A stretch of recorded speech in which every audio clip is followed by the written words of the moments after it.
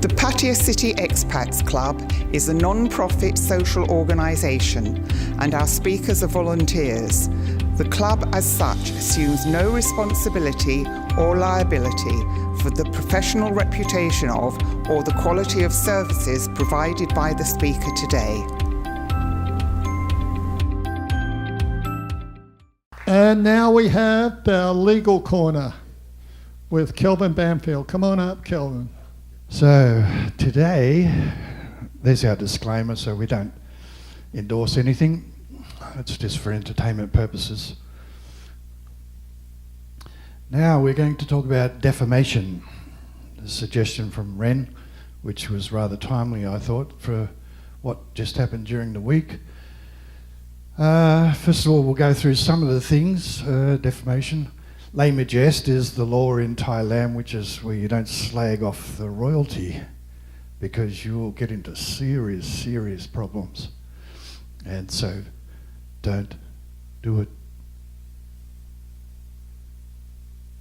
Defamation's broken down into two parts.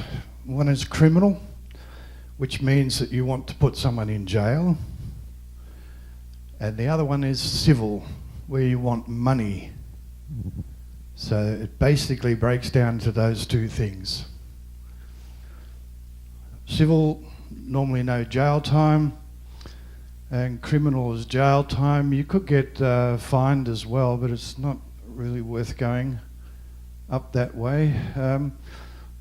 Recent events in the world was BBC has now been, or they will be charged with defamation of someone who was running for an election in America, and it's found that they edited the video.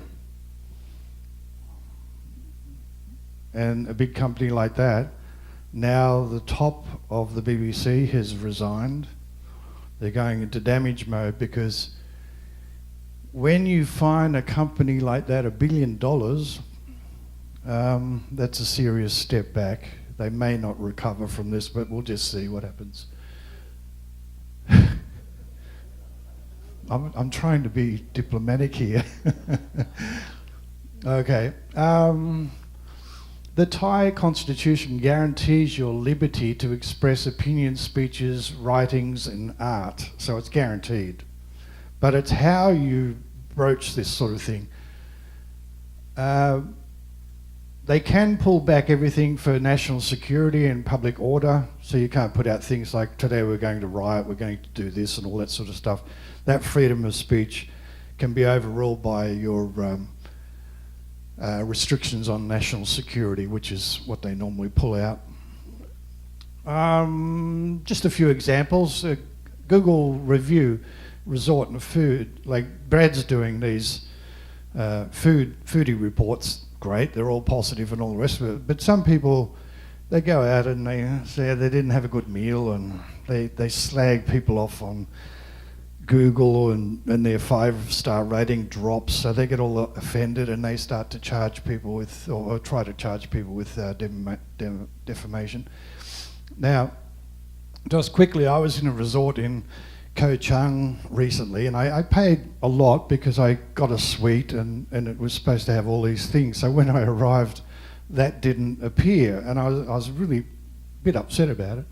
So what I did was, instead of writing a scathing report about them, I simply took pictures. So the fruit bowl on arrival was an apple on a plate with cellophane wrap on it. So I took a picture of it and I put it up on their website. Thanks for the fruit bowl on arrival. Uninterrupted sea views. The gymnasium was straight in front of me. So I took a picture of it and I put up there, I said, the sea views are amazing. So I turned the negative into a positive, and unfortunately I did that review while I was staying there. Next thing, they were tapping on my door saying, what's all this about? And I said, well, there's the fruit bowl. Next thing, oh, a big fruit bowl arrived, you know, that sort of thing. I wanted to change my room and all that sort of thing. So when you do something on a review like this, trying to remember that a picture's worth 1,000 words. and don't, it's their business, so you don't want to really upset them because they spend a lot of time and money. Give your opinion, but not about the person or the company. That's when it gets into the defamation side of things. You can attack the food and all those sorts of things, but as soon as you attack the person or the company, then they want to remedy that somehow. This is can I go? Yeah. This is a personal thing that happened to us a couple of years ago at Thai Penal Law. We went through probate, which is after someone dies, we went to court, we got their assets and we started to sell them. And there was one condo where someone was actually staying there and we had to throw them out. So it got a little bit nasty, but we had a court order. And we used that. And next thing, this person started slagging us off online, Thai AAA. We work hard to get a 5-star rating. So I was really offended by that. So I took them to court. And the short of all that was that what were we going for? Were we going for money? No. Were we going for jail? No. A simple retraction. That's all we wanted, right? So that person dug in, we went to court, and then the judge says, can we go into arbitration, which is a room next to the courtroom? So we went in there, and that's where you can talk freely. So we did, and the judge said to me, Kelvin, you're never going to win these things. They go on for 10 years. So on these smaller levels, you've got appeals and you've got all this sort of thing. And I said, Your Honour, I don't want blood. I simply want a retraction. So she met with the defendant and said the same thing. And they said, no. And the judge said, wake up. The guy owns a law company. It's not going to cost him any money. And she go, oh, okay.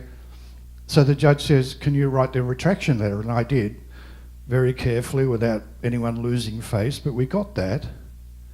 And so the courts there just mediated that settlement, which was happy to everyone. Don't open your mouth in the future, and everything was fine. Nothing's happened since then. Takeaways, what have we got there? It's actually slander and libel. So you can say something to someone's face, that's all right. When they turn around and say, I'm going to sue you, that means that they don't know the legal process. It's long, it's costly, and you'll probably never win. You'll get stressed out, all that sort of thing. If you're running a company, fair enough. That's why the club here has a disclaimer saying we don't endorse any speaker, anything like that. So litigation can't come back on the club. So be very careful what you do. If someone threatens you, it's not there. The courts will mediate that out for you. So when you're online saying about a restaurant, oh, the chef used expired meat, I got sick, all that sort of stuff. Very hard to prove. Written or permanent defamation, this is what happened with the BBC. It's there, it went out, and there was an action and a consequence. So be really careful what you put out there.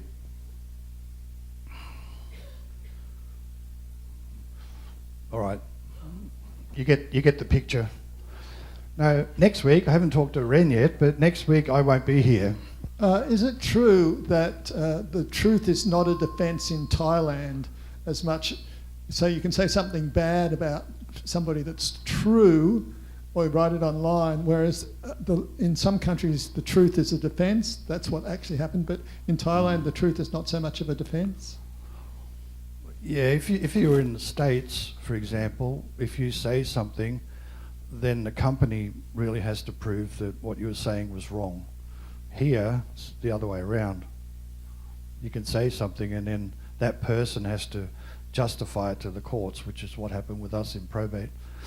9 times out of 10, the judge will mediate it down to, what do you want? You want some money? That's not going to happen. Do you want them in jail? That's not going to happen. Retraction, that always works. Everyone's happy. except for lèse-majesté, of course, where you don't want to say anything negative No, about don't the king. go there because you'll go into detention, and that's where. This is things. an interesting story for the previous Rama the Ninth. I think a guy was in Chiang Mai and he was a drunk farang, and he defaced a picture of the king, Rama the Ninth, and he went to court, and he was found. He pleaded guilty. My bad, I did it. I was wrong. He was sentenced to jail. This is how good the old king was. A few days later, after the sentence, and he was in jail. It was the king's birthday. He pardoned him. Amnesty. Yeah, so that was. But you don't want to go there. You don't want No. to spend 24 hours in any jail. in No, Thailand. yeah, you come to Thailand with all sorts of ambitions, and then your primary ambition is never spend one night in a Thai jail. Daryl's got a curly one. No, I'm a firm believer of telling everybody watch what you say, because in Thailand it's definitely different, and as you say, it can be a criminal offense if the police want to take it.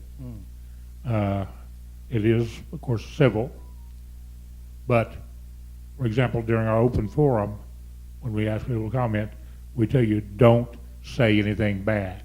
Sure. If you got to say something bad, tell it to somebody sitting next to you. But anytime you do it in public, we did have a speaker some time back that commented about where on the defamation law, where an individual went into an office and in front of the employees made accusations against the owner of the company. Defamation.